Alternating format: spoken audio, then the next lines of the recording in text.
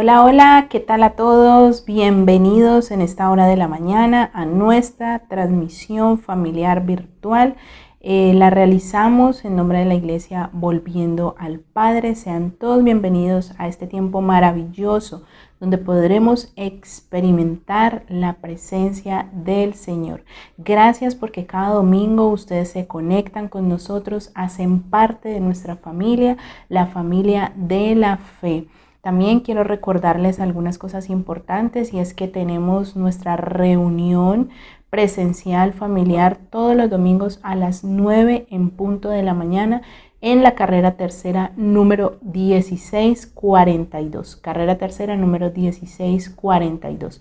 Si nos pueden acompañar de manera presencial, estoy segura que será una experiencia maravillosa que podrá transformar tu vida, y estoy también completamente segura que la persona que entra a encontrarse con la presencia del Señor, un ambiente de fe, no podrá salir siendo la misma. Y eso es lo que cada domingo estamos experimentando en la congregación. Así que si puedes sumarte, bienvenido, bienvenida.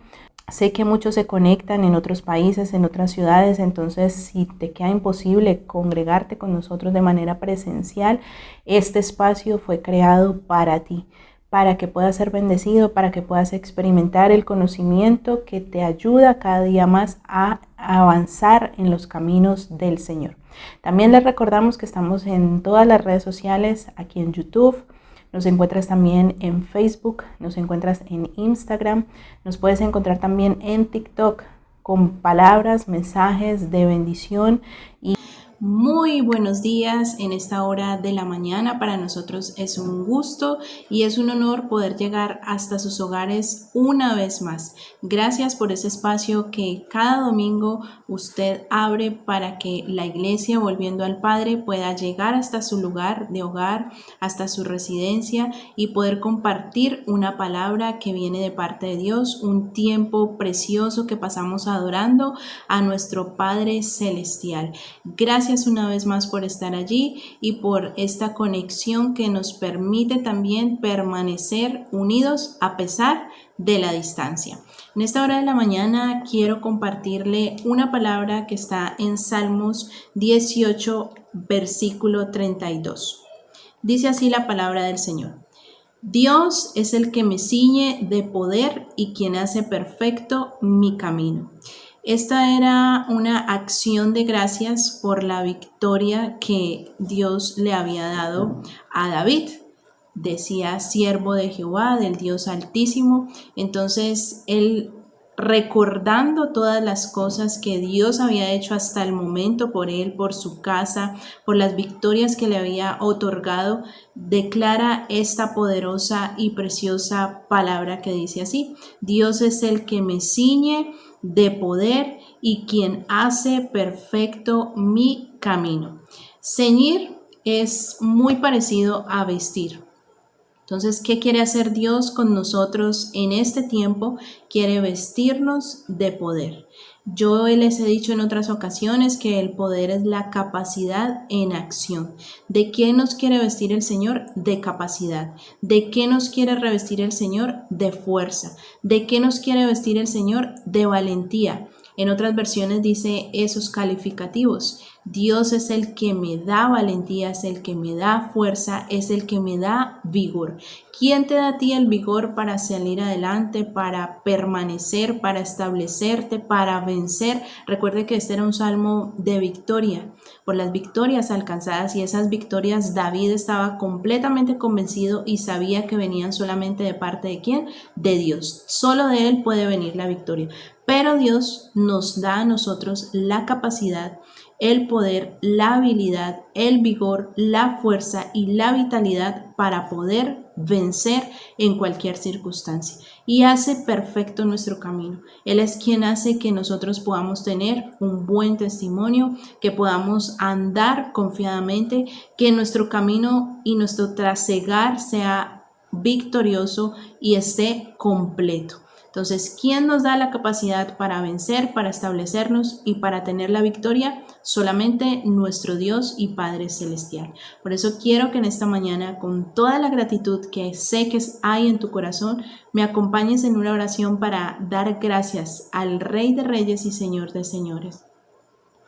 Padre Celestial, en esta hora de la mañana estamos completamente agradecidos contigo por lo que has hecho hasta hoy, pero convencidos también a través de tu palabra de que cosas mejores vendrán para nosotros, vendrán para nuestra casa, vendrán para nuestra vida, para nuestra familia, para nuestra empresa, porque tú eres el que nos ciñes de poder y haces perfecto nuestro camino, el que nos permites caminar, Señor, confiadamente, con pasos firmes y hacia la victoria que tú ya tienes preparada para cada uno de tus hijos, aquellos que te aman, que te siguen y que te honran con sus vidas, en el nombre poderoso de Jesucristo de Nazaret. Amén y amén.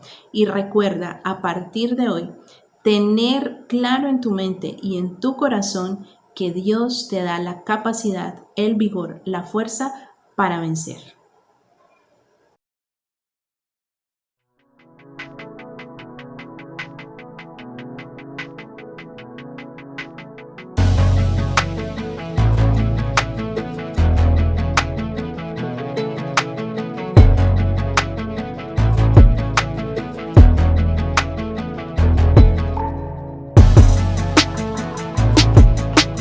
El tema de hoy se llama la verdad oculta. Colóquelo por favor allí, la verdad oculta.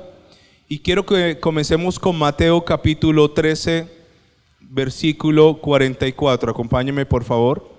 Mateo capítulo 13, versículo 44. Se llama el tesoro ¿qué? Escondido. Ok, vamos a darle lectura a esta palabra. El tesoro escondido. Es solo un versículo, pero de aquí se va a desprender toda una ¿qué? Una enseñanza. ¿Cómo se llama la enseñanza? La verdad ¿qué? Oculta. El tesoro escondido. Está hablando el Señor Jesucristo y dice, además, el reino de los cielos es semejante, la palabra semejante es parecido, a un tesoro ¿qué? Escondido en un campo, el cual un hombre ¿qué? Halla. ¿Y qué hace este hombre? Y lo esconde de nuevo, y gozoso por ello, va y vende todo lo que tiene. ¿Y qué hace este hombre inteligente? Y compra ¿qué? Aquel campo. Mire la estrategia, présteme muchísima atención. El tipo, yo no sé, lo contrataron para ir a trabajar a la finca, no sé qué fue lo que ocurrió, pero el tipo va y encuentra que en ese terreno hay ¿qué? Un tesoro que vale ¿qué? Muchísimo. Así que él es inteligente y él aprende algo que a veces nosotros fallamos. Escúcheme, las cosas que cuestan en la vida, las cosas que son, por ejemplo, secretos de empresas, las cosas que tienen las recetas de las abuelas, las cosas que a alguien le costaron sacrificio, escúcheme esto, manténgala ¿cómo? En secreto. Escúcheme, yo conozco a alguien que sabe mucho de un tema y ese alguien a todo el mundo le cuenta, ay, haga esto, haga lo otro, sí está bien ayudar. Pero lo que me llama la atención es que él como tal económicamente está pobre o no tiene recursos, pero ha habido personas a las cuales él les enseñó y que a través de esa enseñanza consiguieron ¿qué cosa? Recursos. Si él estuviera bien no me importaba, pero hay cosas que a veces hay que mantenerlas como en secreto, escúcheme. Hay cosas que hay que mantenerlas en reserva porque costaron. Yo no estoy incitando a que usted sea egoísta, pero estoy basándome en un pasaje de la Biblia. El tipo encontró un tesoro y ¿qué hizo? ¿Fue a contarle a todo el mundo que en ese terreno había un tesoro? No. Una vez estaban haciendo una carretera aquí en el Valle del Cauca y cuando metieron la retro, comenzaron a excavar, se encontraron que habían ahí piezas de una cultura que se llama Malagana. Y estos trabajadores comenzaron a encontrar oro y comenzaron a encontrar una fortuna de nuestras culturas prehispánicas enterradas en la calle. No era de ellos, comenzaron a encontrar. Cuando se corrió la voz en el pueblo, todo el mundo vino a querer coger algo. Ya encontraron era vasijas de barro porque el oro ya se lo habían llevado. Entonces hay cosas que yo puedo compartirle a usted, pero hay cosas que de verdad hay que guardarlas ¿en dónde? En el corazón, escúcheme. Hay cosas que yo le enseño a los servidores los martes en la escuela. Hay cosas que no les voy a enseñar todavía. Hay cosas que yo me las guardo. Hay cosas que me han costado. Hay cosas que son personales. Hay cosas que son con Dios y yo. Es una relación personal. Pero en este caso el hombre encuentra un tesoro y hace algo muy inteligente. Dice, yo necesito comprar ese terreno. Seguramente fue donde el dueño del terreno le dijo, ¿cuánto vale el terreno? No, pues vale tanto. Y él comenzó a negociar. No como quien sabe que ahí hay un tesoro, sino como un terreno. Ah, pero venga, vale 100 millones, pero venga, déjemelo en 50. Usted está haciendo nada con ese terreno. No, pero es que el terreno, déjemelo en 40. No, pero ¿sabe qué? Déjemelo en 30. Bueno, no, pues está bien, se lo vendo en 50. Una vez hecho el negocio, fue y vendió lo que tenía. Compró el terreno, pero no le importaba el terreno. ¿Qué le importaba? El tesoro que había en ¿dónde? En el terreno, ¿correcto? Entonces, ¿qué ocurre acá? El Señor lo cuenta porque la similitud es que nosotros encontramos lo más valioso que es la vida eterna, así que nosotros renunciamos a todo lo demás por ganar la vida eterna. Esa es la similitud del pasaje. Pero el tema de hoy se llama el secreto oculto, y es que hay cosas que no han salido a la luz, que han mantenido los gobiernos ¿en qué? En secreto. Yo de verdad no quisiera aguarle el día, pero hoy vamos a hablar de cosas un poco fuertes que nos van a hacer recordar el tiempo de pandemia, ¿no? Es tiempo de pandemia bastante aburrido, bastante harto. Pero antes de eso, yo quiero que usted vaya conmigo a Juan, el Evangelio de Juan, estamos ahí cerquísima, capítulo 14, versículo 6. Juan, capítulo 14, versículo 6. Dice la palabra del Señor. Jesús dijo, yo soy. ¿Qué es lo que significa yo soy? ¿Qué significa el yo soy? El eterno. Yo soy el camino, la verdad y la vida. Y lo que sigue a continuación es bastante poderoso. Nadie viene al Padre sino ¿por quién? Por mí. Escúcheme. Yo soy el camino. ¿Quién es el camino? Jesús el Señor. Nadie podrá ir al Padre a través de otro mecanismo, a través de otra persona, a través de otra estrategia. La única entrada para ir al Padre es una puerta y un camino que se llama ¿qué? Jesucristo, ¿correcto? Nadie va al Padre sino por mí. Primera de Timoteo 2:5. Está llegando al final de su Biblia. Primera de Timoteo 2:5. Présteme mucha atención, que esto nos va a bendecir mucho. Dice la palabra, porque hay un solo Dios. Aquí no hay Buda, aquí no hay nada de la religión hindú. Hay un solo ¿qué? Dios. Y hace esta claridad que yo quiero que usted la tenga en su corazón. Y un solo mediador. Un mediador necesita dos partes entre Dios y ¿quién? Y los hombres. Está en medio, ¿no? Mediador. Está en el medio. ¿Cuál es ese mediador? Jesucristo, ¿qué? Hombre, ¿correcto? Ahora, escúcheme. Nosotros, y lo voy a decir con todo respeto, sin ánimo de ofender a nadie, yo no estoy aquí para juzgar a nadie. No es mi intención, pero tengo que mencionarlo. Se aproxima una semana donde a nuestros ojos es una semana bastante espiritual, ¿correcto?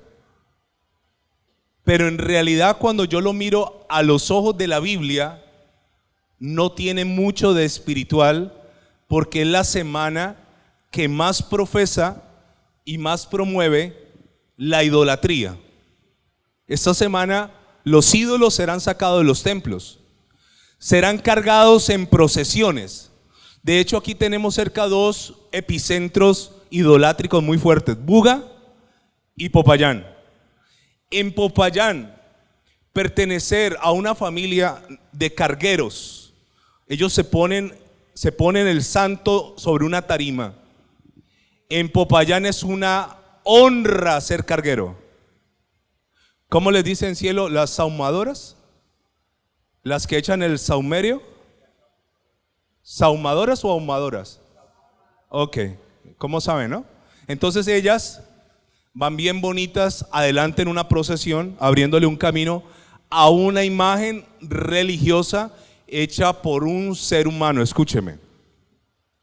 Y esto es un privilegio, pertenecer a ese grupo de mujeres o de hombres. A estos hombres, usted sabía que se les deforma el hombro, les sale un callo.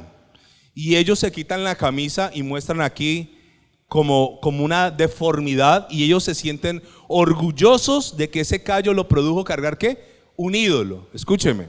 Ahora, yo lo digo respetuosamente. El tema está que toda persona que recurre a María, a un santo, a un ser humano, al papa, a un pastor, a alguien para que le ayude con Dios, está completamente errado y está completamente ¿qué? Equivocado. Escúcheme. No hay mediador delante de Dios en la tierra sino solo Jesucristo. Escúcheme.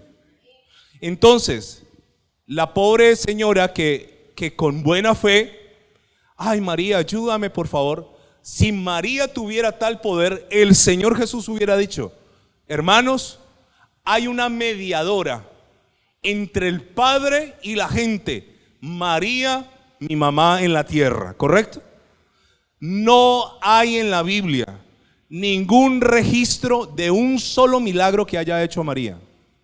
No lo hay. Yo no le voy a quitar el mérito que fue una mujer honrosa, una mujer inmaculada, tuvo que tener unas cualidades extraordinarias, pero finalmente un ser humano. Escúcheme. Ahora, hablemos un poco de la verdad oculta. Hace 3 años a esta época estábamos confinados.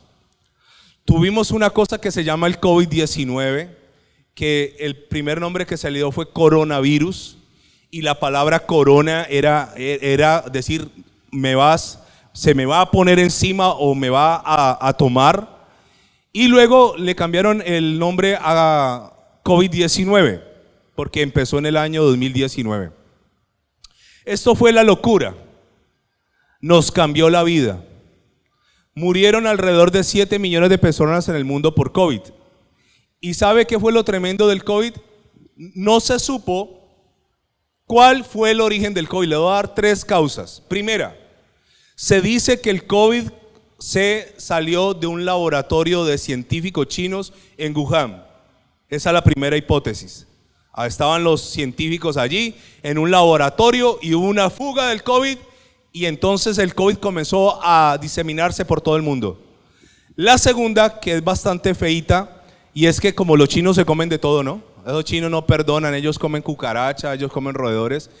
En China hay una sopa de murciélago muy apetecida. Ellos creen que estos animales y los animales, por ejemplo, a los pobres rinocerontes los cazan y los matan, porque dicen que los cuernos del rinoceronte son afrodisíacos y valen millones comer un caldo de cuerno de rinoceronte.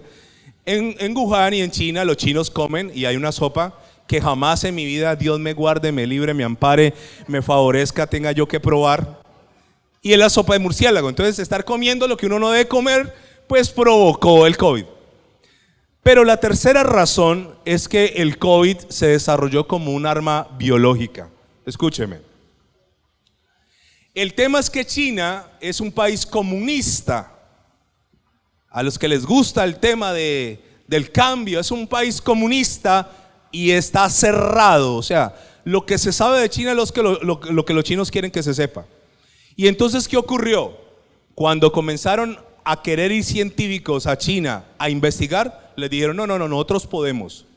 De hecho, dato curioso, hasta diciembre, nosotros ya estábamos relajados del COVID hace rato, hasta diciembre el COVID estaba matando gente allá.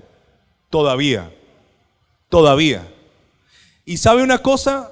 En realidad muchos presidentes, y este presidente de Estados Unidos, Biden, que hay una pelea allí con China, que de hecho estemos orando porque dicen que la próxima guerra será con Taiwán. Hay una situación de Taiwán y Estados Unidos y China, hay una cosa ahí bastante tensa. Este presidente está interesado en conocer qué pasó con el COVID, porque uno de los países más afectados por muertes, ¿quién fue? Estados Unidos. Le voy a contar algo acerca de las guerras biológicas. Las guerras pueden ser nucleares, pueden ser biológicas, pueden ser radioactivas. Hace muchos años se desarrollaron armas biológicas. Hay unas imágenes que tal vez usted nunca ha visto, de personas, si a usted le incomodaba el tapabocas, mire esto. Si ese tapabocas era cansón, a uno le picaba la garganta, la pelusa de eso, ¿se acuerda?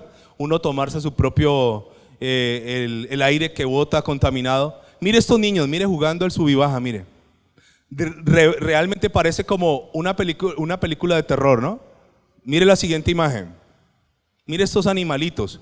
Iban a la guerra, pero esto no era guerra de disparar. Quiero que usted me entienda el concepto, por favor. Eran guerras, ¿qué? Biológicas. Mire qué impresionante eso. Mire, mandar a los niños a estudiar así. Entonces, hace muchos años se descubrió que no era necesario tener plutonio para hacer una bomba atómica, sino que a través de conseguir ciertos elementos químicos se puede envenenar a una comunidad grande. Escúcheme, mire esto, dice jugando cartas. Qué pereza, ¿usted imagina? Con esa máscara. De hecho, le voy a contar algo muy tremendo. Ha ocurrido hace pocos días a una muchacha que se llama Masha Amini, mírela, Masha Amini. Ella fue detenida en Irán. Esta muchacha no estaba usando correctamente una de las prendas que cubre su cuerpo. Fue llevada por la policía moral iraní por no estar cubierta como es. Y esta muchacha, después de ser llevada a una especie de inspección, la golpearon brutalmente y la mataron a ella. A partir de ese momento de la muerte de Masha Amini, ha habido una serie de protestas en Irán. Las mujeres les pareció el colmo que mataran a esta muchacha. Por esa razón salieron las mujeres a protestar en Irán. Y curiosamente, después de las protestas, y le voy a dar los datos exactos, se han encontrado que en las escuelas donde van a estudiar mujeres, porque las mujeres van a estudiar aparte de los hombres, en escuelas aparte, a las mujeres les han lanzado un químico, un gas químico, donde 13,000 mujeres han sido intoxicadas en Irán desde diciembre para acá. 13,000 niñas. Han muerto varias niñas. Este gas tóxico, dicen ellas que cuando lo respiraron olía a algo podrido, y este gas tóxico produce náuseas, dolor de cabeza, pero lo más preocupante, paraliza las extremidades. No pueden coger nada, no se pueden mover y quedan postradas. Es una especie de retaliación de un gobierno iraní que para ellos la mujer es considerada como ¿qué? Como nada, ¿correcto?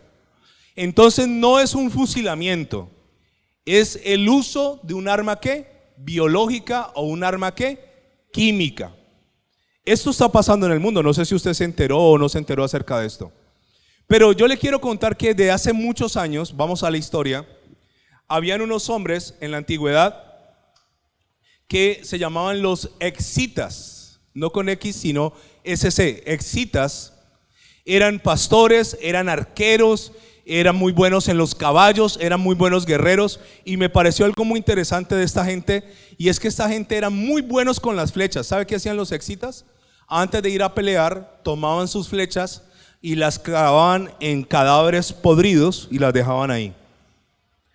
Retiraban las flechas, entonces ellos sabían que cuando disparaban una flecha, si no lo hería, si no lo mataba la herida de la flecha, lo iba a matar ¿qué cosa? La infección, que produce una punta contaminada previamente con un cuerpo en descomposición. No solo, y esto yo le estoy hablando que esto ocurrió hace cientos de años, no solo untaban de muertos, también untaban de heces o estiércol. Y a uno le parece descabellado, pero en nuestro país, que ha habido una guerra hace muchos años, los grupos armados subversivos colocan unas minas que les dicen, y la palabra no es muy buena, le dicen quiebrapatas, ¿no? El propósito de la mina no es matar al soldado. Escúcheme, ¿cuál es el propósito de la mina? Dejarlo inhabilitado, dejarlo impedido, volarle las piernas, porque para el ejército es más costoso un soldado discapacitado que un soldado muerto. Lo impresionante es que a esas minas le echan puntillas, le echan clavos, pedazos de metal y le echan heces humanas también para producir gangrena y producir infecciones en los soldados. Esto no es de ahora. Voy a mostrarle algo más. Ustedes recuerdan que yo les conté de un conquistador, un tipo tenaz para la guerra, que se cruzó los Alpes suizos con un grupo de 38 elefantes. ¿Recuerda esa historia? ¿Se acuerdan o no? ¿Cómo se llamaba este tipo? ¿Se acuerdan? ¿Quién se acuerda? No, Pizarro fue un conquistador español. Este hombre se llamaba Aníbal Barca. Este hombre se cruzó los Alpes con un ejército de miles de hombres, y este hombre, cuando llegó a donde los romanos, venía con elefante. Jamás los romanos imaginaban que alguien tuviera la osadía de cruzarse los Alpes y atacarlos. El elefante que él amaba se llamaba Suru. Estaba tuerto, había perdido un ojito en batalla, y ese elefante era una máquina de guerra. ¿Sabe qué hacía Aníbal Barca? Cuando venían, el tipo combatía en todo lugar, combatía en los Alpes, en Roma, en los océanos. ¿Sabe qué hacía este tipo? Cuando venían barcos, ellos tenían unos jarrones de barro llenos de serpientes venenosas. Así que cuando los barcos estaban cerca, con catapultas les arrojaban los jarrones venían y caían, se rompían, y las serpientes que quedaban vivas mordían a los que venían ¿en dónde? En los barcos. O sea que las armas de guerra desde la historia de la humanidad han sido variadas. De hecho, las abejas, cuando un ejército peleaba con otro y los enemigos se escondían en una cueva, era muy fácil. Conseguían abejas, las capturaban y luego las liberaban dentro de la cueva y tapaban la entrada. Imagínense. O sea que esto realmente no es nuevo. Ahora, como estamos hablando de la verdad oculta, recuerde que la Iglesia Católica Romana comenzó con un hombre llamado ¿cómo? Constantino. Veamos algo acerca de los papas. Yo tengo una imagen allí acerca de los papas. Eso que usted está viendo aquí son los papas. Yo no sé si usted sabe que Jorge Bergoglio, que es el papa actual, Francisco, es el papa 266 de la historia. ¿Cuántos papas ha tenido la historia? 266. Le voy a contar algo acerca de estos papas. La palabra papas viene del original, que significa padre o papá. Fue usado después de Constantino. Y le voy a contar algo muy tremendo de los papas. Esta gente eran la persona más importante en el mundo en la antigüedad y todavía lo sigue siendo. Escúcheme. Présteme mucha atención a esto. Ellos se autoproclamaron la conexión entre los humanos normales y ¿quién? Y Dios. Por eso se llama sumo pontífice, sumo elevado, pontífice, pons y facere, puente que conecta. Entonces en la antigüedad nadie podía orar como usted. Nadie podía ser escuchado por Dios según ellos, porque para eso había que ir donde un padre, donde un sacerdote, donde un cura, donde un obispo, donde el papa, y ellos sí te dirían cómo conectarte verdaderamente ¿con quién? Con Dios. Le voy a mostrar una imagen de Galileo Galilei. Galileo Galilei fue el que descubrió el telescopio, ¿recuerda? Antes de Galileo Galilei la gente decía que en el cielo había 1022 estrellas, hasta que este hombre descubrió el telescopio y lo fabricó. Un día Galileo Galilei descubrió algo impresionante del universo. La Iglesia Católica decía que el universo giraba todo alrededor de la Tierra. Eso es falso. La Tierra gira alrededor del Sol y el Sol gira alrededor del universo. Pero la Iglesia había enseñado que lo más importante del universo era la Tierra. Y Galileo Galilei se le ocurre ir donde los papas, o el papa de su momento, donde la Iglesia Católica, y se le ocurre decir: he descubierto con el telescopio que no es así. He descubierto que la Tierra no es el eje del universo. ¿Sabe qué le ocurrió?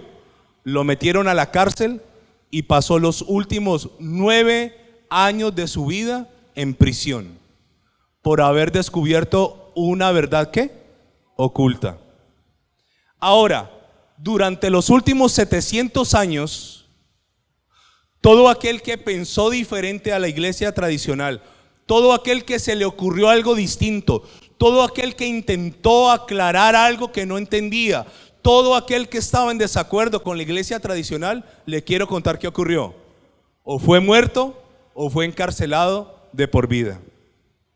¿Usted sabía que la iglesia católica tuvo papas que prohibieron la Biblia? ¿Usted sabía que la Biblia la prohibieron? Por eso para mí, de verdad se lo quiero decir, para mí es triste que hayan cristianos hoy en día que tienen acceso a la Biblia y no la lean. De hecho, no quiero hacerles pasar una vergüenza aquí a más de uno, pero si yo preguntara esta semana quién cogió la Biblia para leerlo por lo menos 3 días en la semana, estoy completamente seguro que serían muy pocos los que pueden decir yo leo la Biblia.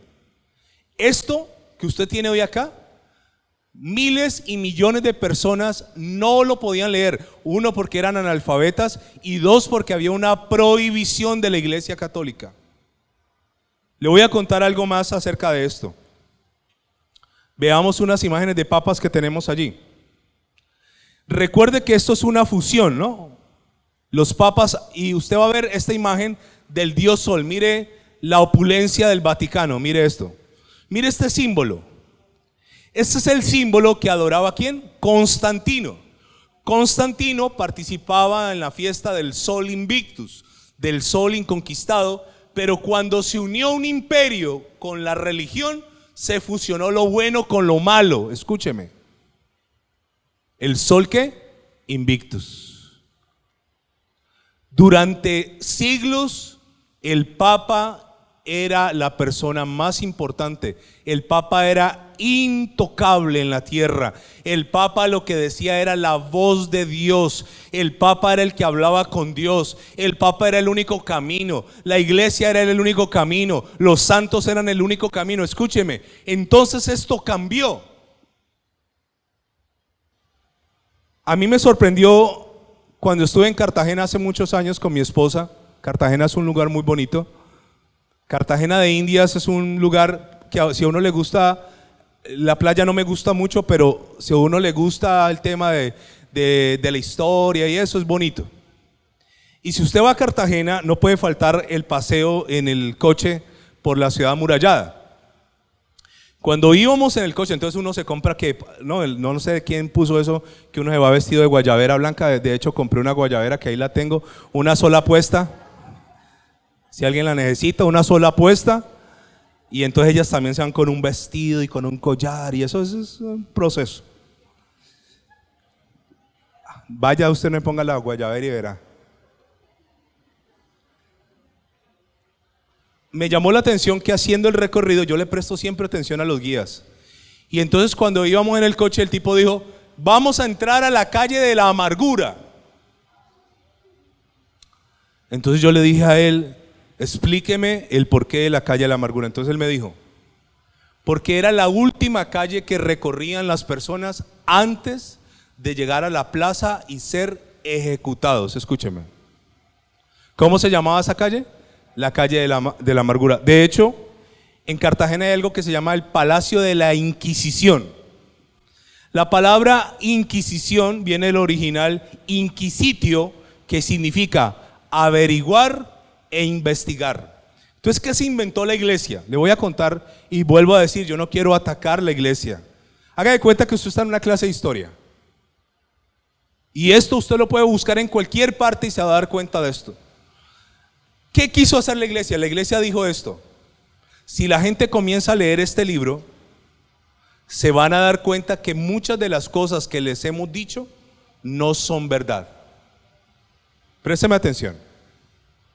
La gente va a descubrir que nosotros les hemos estado engañando por cientos y cientos y cientos de años.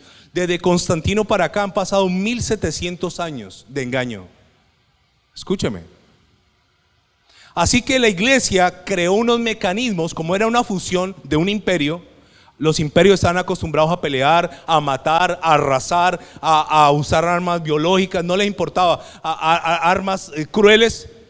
Ellos crearon un departamento donde se buscaba a los rebeldes de la fe y se llamaba la Inquisición.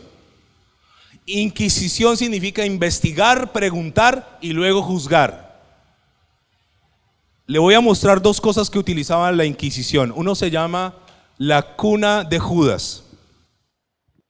Cuando se encontraba una persona que no estaba de acuerdo con las enseñanzas de la Iglesia Católica, se amarraba a la persona sobre esta pirámide puntiaguda y el castigo era dejar caer sentada a la persona sobre la punta de esto. Se llama la cuna de Judas. Eso está en museos.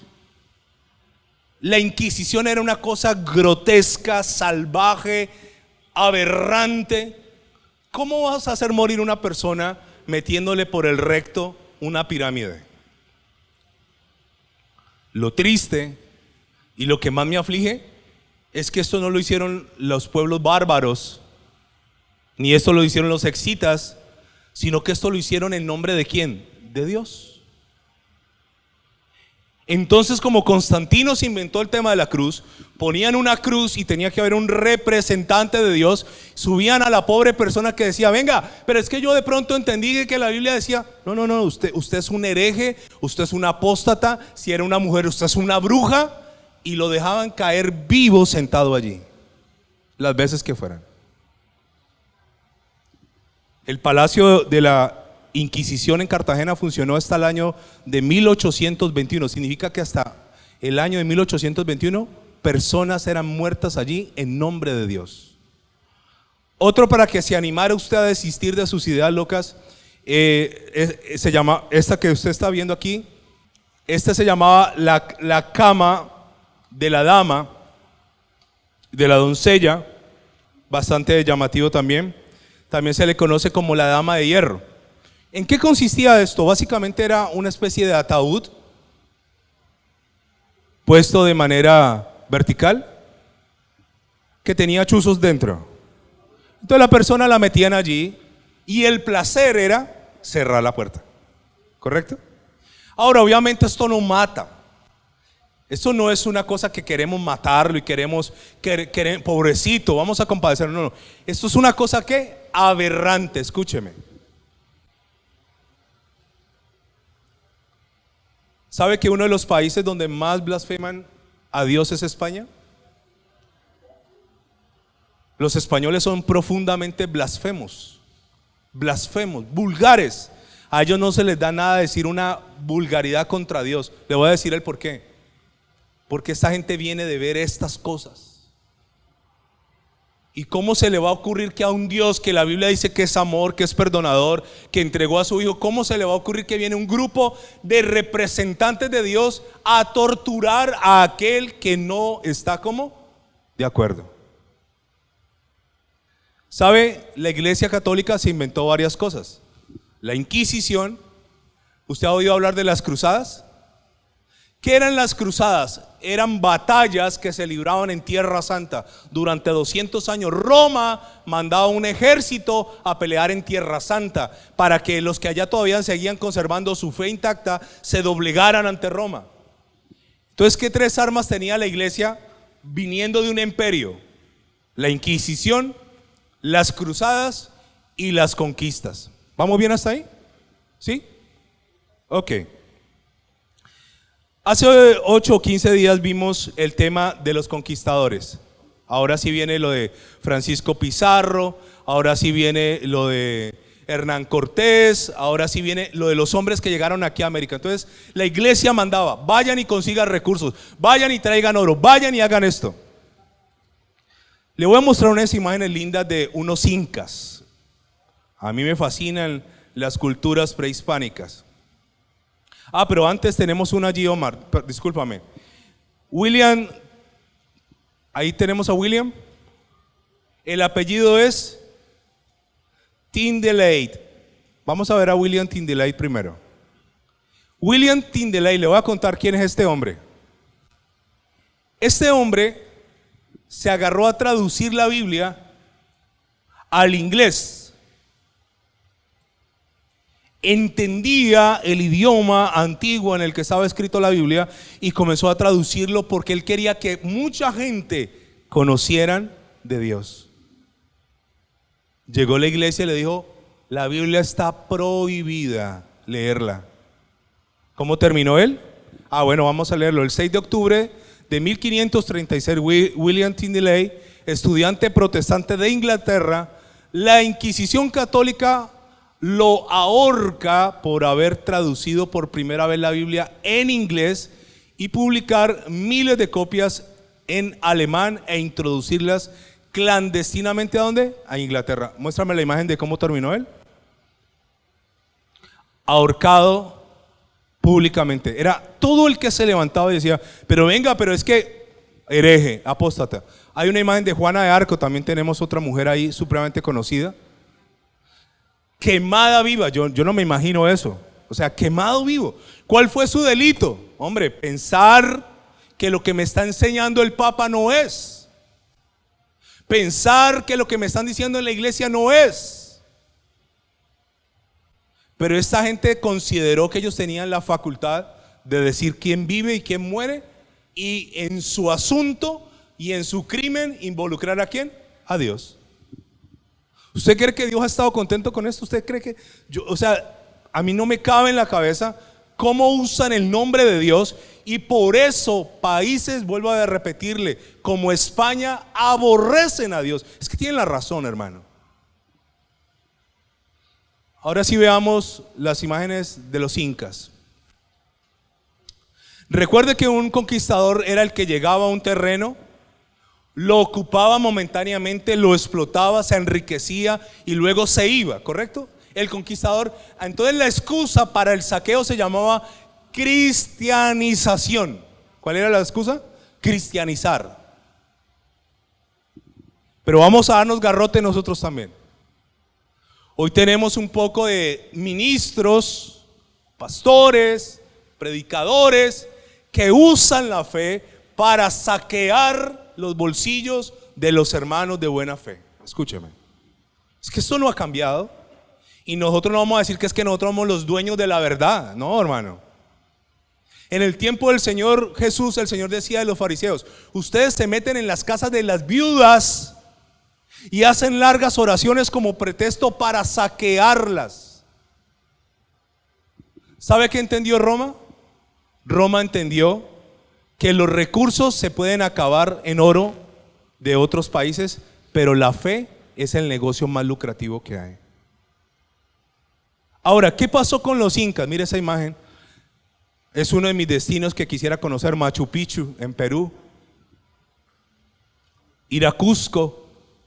Dicen, yo ya por ahí he estado viendo desde hace años que hay 2 trenes en los cuales uno puede ir, y hay un tren pues que es como de alto nivel y ahí te van sirviendo comida y vas viendo el paisaje. Eso está bonito. Creo que estos días ha estado complicado allá, lastimosamente ha estado la cosa complicada, pero es un destino maravilloso. Le voy a contar de un lugar en Perú que se llama Coricancha. Nótese lo siguiente: el muro que usted ve abajo pertenecía a un templo inca. Le voy a contar la historia de Coricancha. Coricancha era el mayor templo. Los incas creían en la adoración ¿a quién? Al sol, así como lo creyeron los egipcios, para ellos era Ra, así como lo creía Constantino, el sol Invictus. Ellos adoraban al sol.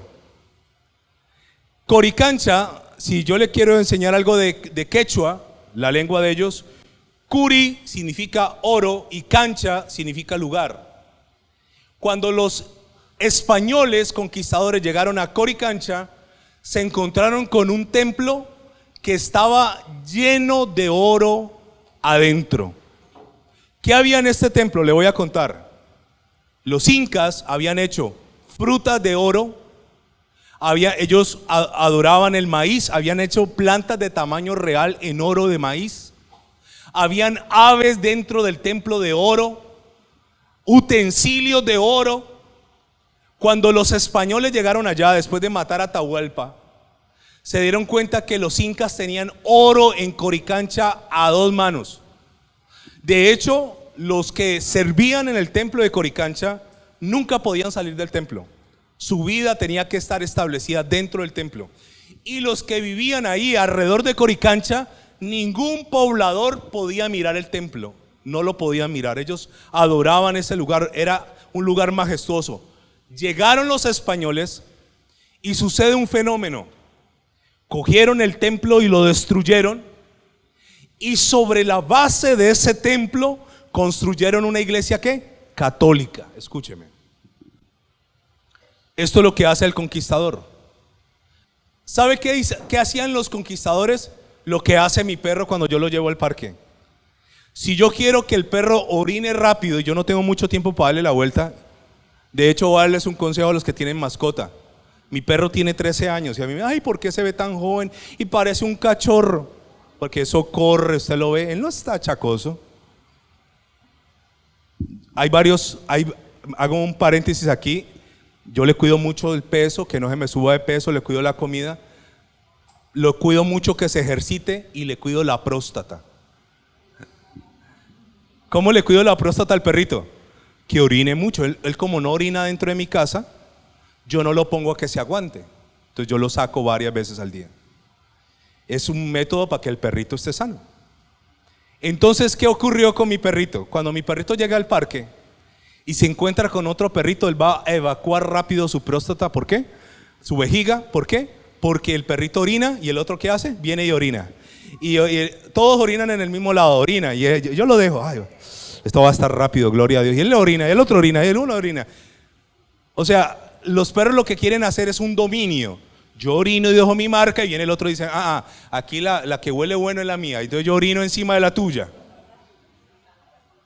¿Qué hicieron los españoles al tomar Coricancha y establecer un templo encima? Le está diciendo, nosotros somos aquí los importantes. Nosotros somos aquí los poderosos. Ustedes están equivocados. Entonces, esto que usted ve cuando usted vaya a Cusco, no, pero esta gente ya renuncia, hermano, porque es que la mentalidad de cuando usted vaya a Cusco va a ver esto. ¿Sabía que en el año de 1950 hubo un terremoto? Y cuando hubo el terremoto se cayó lo que los españoles habían construido hasta abajo y permanecen las ruinas, porque esas ruinas, le voy a contar algo tremendo de los incas, es antisísmica. Sabía que esas piedras están colocadas allí sin pegamento, y sabía que los incas no utilizaban ninguna piedra ni defectuosa ni que estuviera fisurada, tenían que ser las mejores piedras. Entonces, ¿qué ocurrió en Coricancha? Que los españoles vinieron y se pusieron encima. Ahora sí veamos la de San Juan Bautista. Mire esta iglesia tan bonita sobre las ruinas incas. Le voy a leer algo que los españoles dijeron cuando vieron Coricancha. Dice: los informes de los españoles hablaban de Coricancha como una opulencia que era increíblemente fabulosa. ¿Qué hicieron con el oro de los incas? Se lo robaron. ¿Qué ha hecho la iglesia por cientos de años? Ha saqueado, porque la iglesia tradicional es una mezcla de religión y es una mezcla de un imperio greco-romano. Escúchame. Y hoy todavía, y vuelvo a decirle, vamos a poner ejemplos, voy a reservarme el nombre. Aquí en Cali un tipo disque pastor iba a edificar un lugar y dijo: ok, hermanos, yo les voy a vender a ustedes el metro espiritual del lugar para que ustedes lo compren. ¿Qué es eso? El metro de terreno, o sea que yo compro un metro y esto es mío. No, el metro espiritual es algo intangible. Lo chistoso no es eso. Lo chistoso es que haya gente tan mensa. Sí, porque es que no hay otra para decir. Que haya gente tan mensa que crea teniendo la Biblia hoy en día en esas bobadas. Escúcheme. Andan pastores por allí condenando a la gente. Escúcheme. Hay gente que se va de un lugar y le dicen: si usted se va de este lugar, no estoy hablando de sacerdotes, estoy hablando de pastores. Si usted se va de este lugar, se pierde. ¿Por qué? Que porque aquí nació. Eso es una mentira, eso es un juego de palabras. Si yo le digo que usted nació envolviendo al Padre, lo estoy manipulando. Usted nació fue en Cristo. Nosotros no lo parimos aquí, ni nosotros lo salvamos a usted. Escúcheme. No te puedes ir porque si te vas tú naciste aquí. No, es que yo nací fue en Cristo, papá.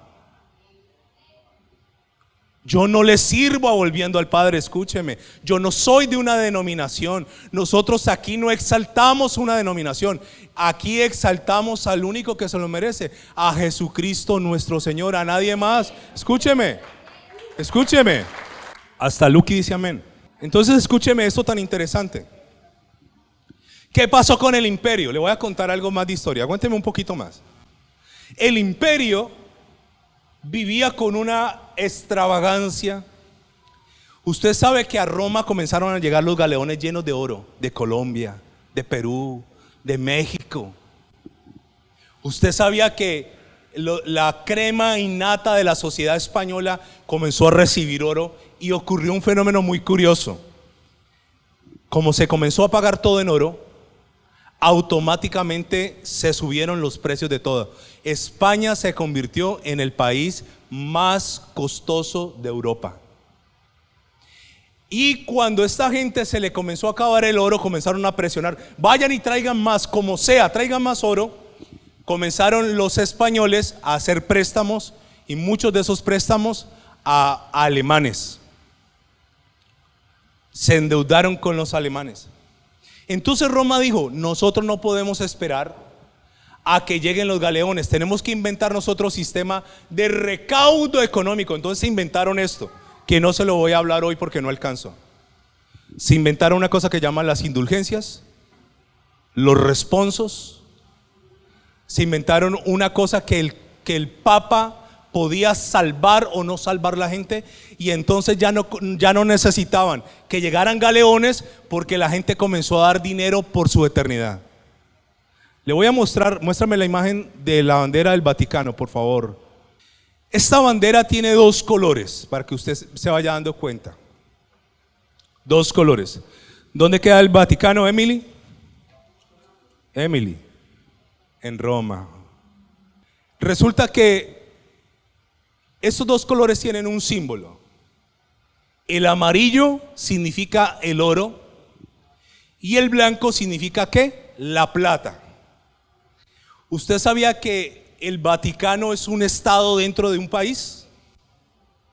Está en Roma, pertenece a Italia, pero el Papa tiene el poder legislativo, judicial, político, económico sobre el estado más pequeño del mundo, pero uno de los estados más ricos del mundo. Hay una capilla que se llama la Capilla Sistina, que de hecho el nombre de un papa, se llamaban Sistos o Sisto, y el techo del bovedado es en oro. O sea que la bandera de esta gente es oro y plata.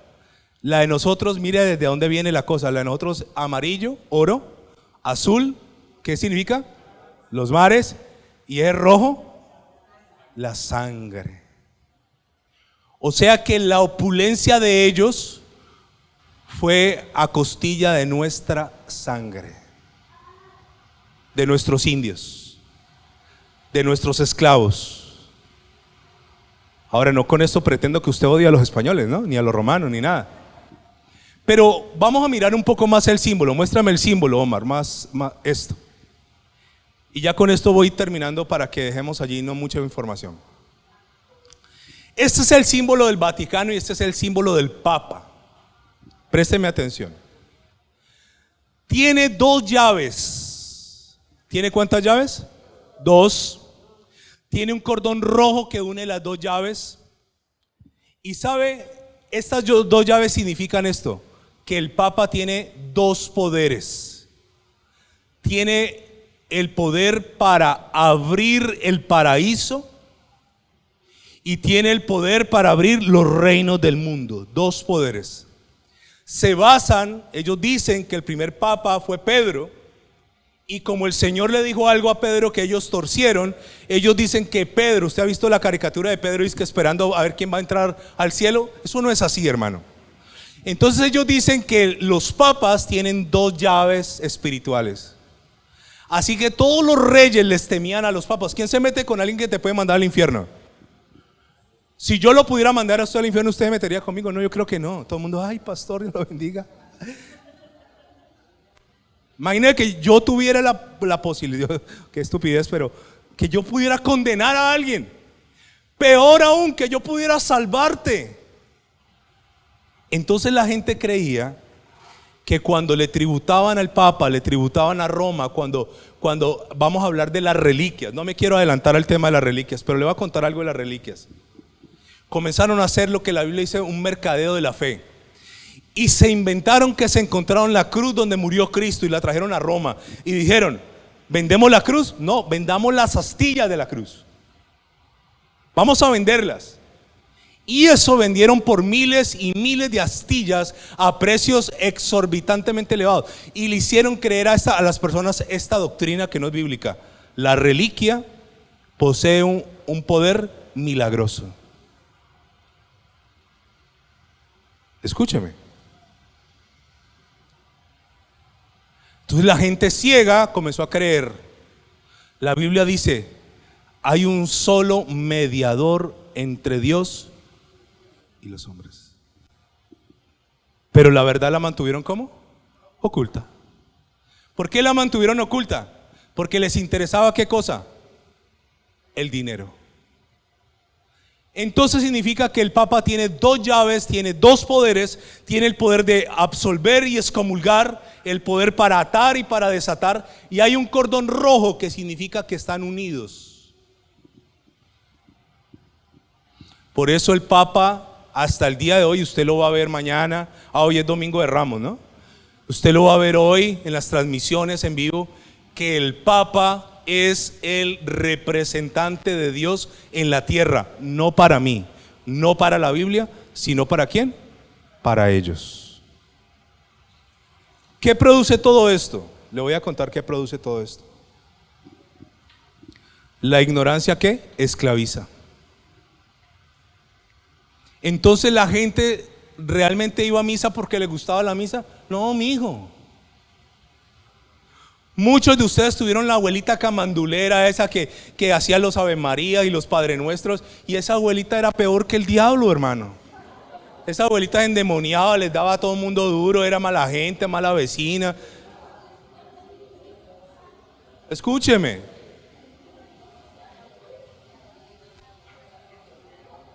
En realidad la pobre viejita no tenía la culpa, le voy a contar por qué. Porque eso fue lo que le enseñaron.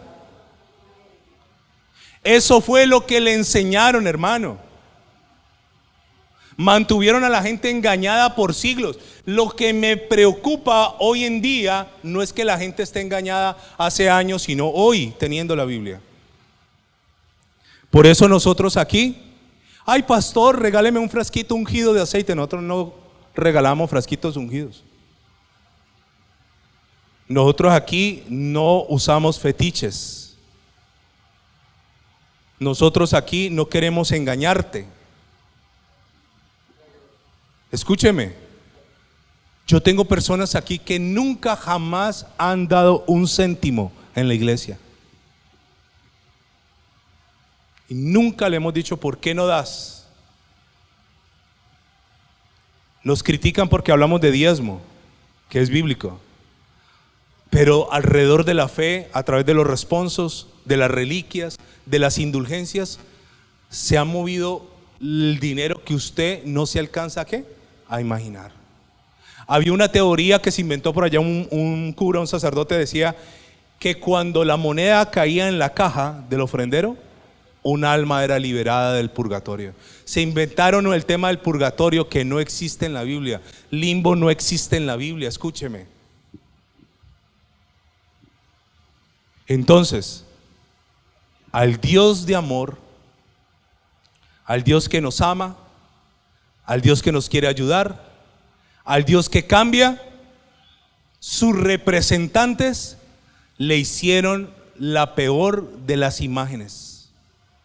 Le construyeron alrededor de este Dios el peor de los conceptos. Por eso, cuando el anticristo reine en la tierra, que es lo que la Biblia dice, la gente no querrá oír del Dios de la Biblia. ¿Por qué? Porque tal vez muchos de nosotros también hemos sido ¿qué? Malos representantes del Señor.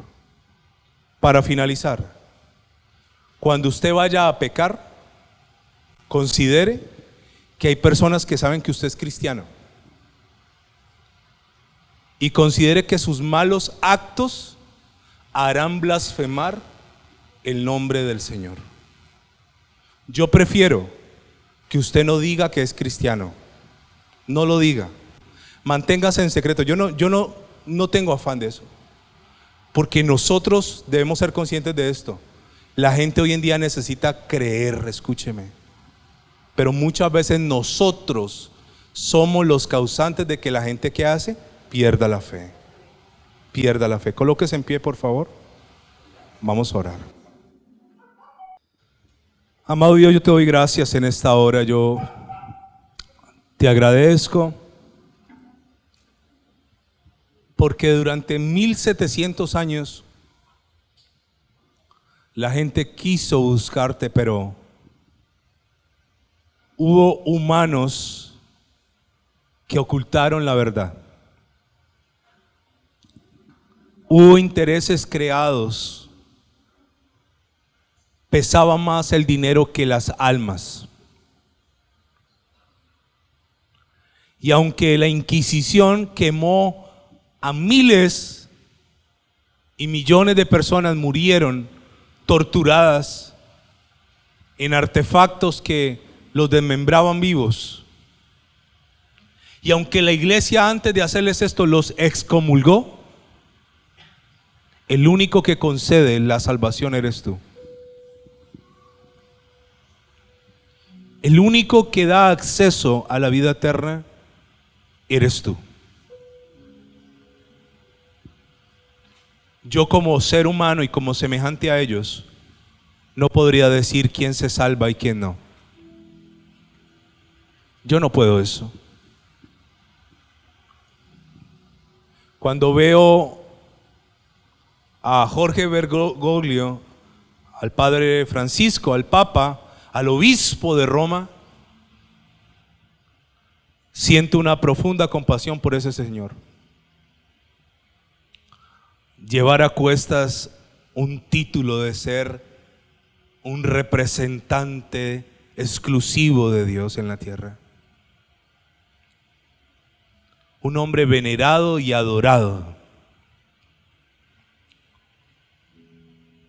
Siento una profunda compasión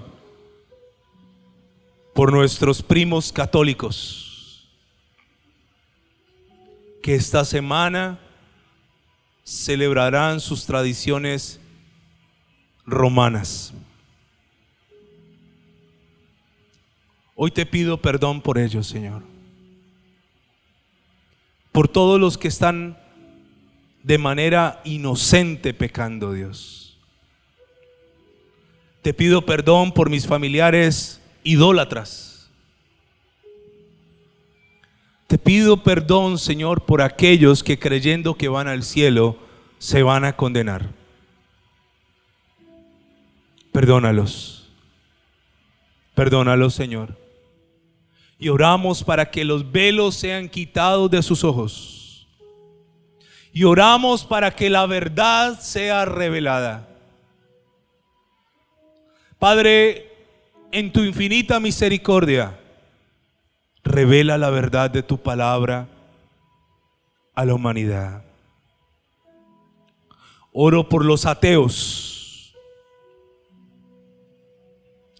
Hay millones de ateos en el mundo porque un día creyeron, pero un representante de Dios abusó sexualmente de ellos, o los timó, los robó, los manipuló. Y no solo me refiero a los católicos, a los sacerdotes, obispos, curas. También hablo de los ministros evangélicos, de los pastores, de todo aquel que es una autoridad religiosa. Oro por los ateos. Detrás de un corazón ateo hay un corazón herido, resentido con Dios, cuando Dios no tiene la culpa de lo que hemos hecho nosotros los hombres en tu nombre. Perdónanos, Señor, si en algún momento hemos usado tu nombre para mentir, para manipular, para robar, para ganar indulgencias con alguien. Perdónanos cuando hemos dicho que somos cristianos, representantes de Cristo, y nuestro testimonio es vergonzoso. No sé a cuántas personas yo he hecho caer. No sé cuántas personas han podido abandonar su fe en ti por mi causa. Y te quiero pedir perdón, Señor. Y te quiero pedir que si hay algún juicio contra mí en el mundo espiritual por causa de haber hecho caer a alguien, perdóname y levanta ese juicio, Señor. Señor Jesús, tú eres el único puente, el único camino, el único mediador. Así que hoy te ruego que hables al Padre por mí. Que me permitas acceder al Padre en tu nombre. Y que me ayudes a ser un digno representante de ti, Señor. Perdona la maldad que se ha cometido en 1700 años de historia de la Iglesia Católica tradicional. Perdona la maldad que se ha hecho a través de las inquisiciones, de las conquistas, de las cruzadas. Perdona, Señor, los pueblos que han sido arrasados, destruidos, las mujeres que han sido violadas, las personas que fueron quemadas vivas. Perdona porque los indígenas fueron masacrados usando una cruz. Perdona porque los negros africanos fueron traídos como animales usando el pretexto de la cruz. Perdona, Señor, el despojo que se hizo sobre naciones y reinos usando la Biblia, usando las Escrituras y usando la cruz. Perdónanos, Señor. Tenga sus ojos cerrados un momento.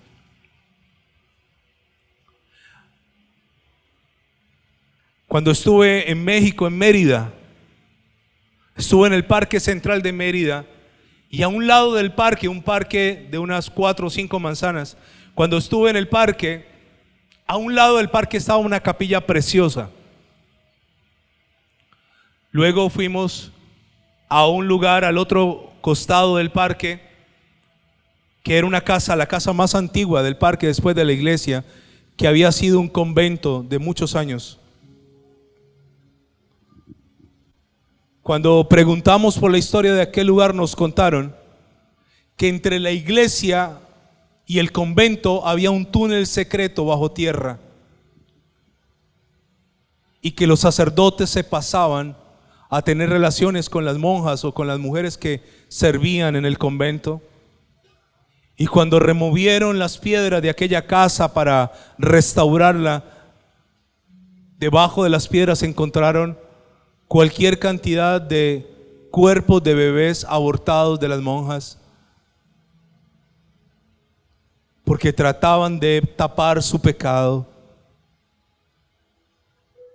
trataban de ocultar un celibato que no existe, que no es real.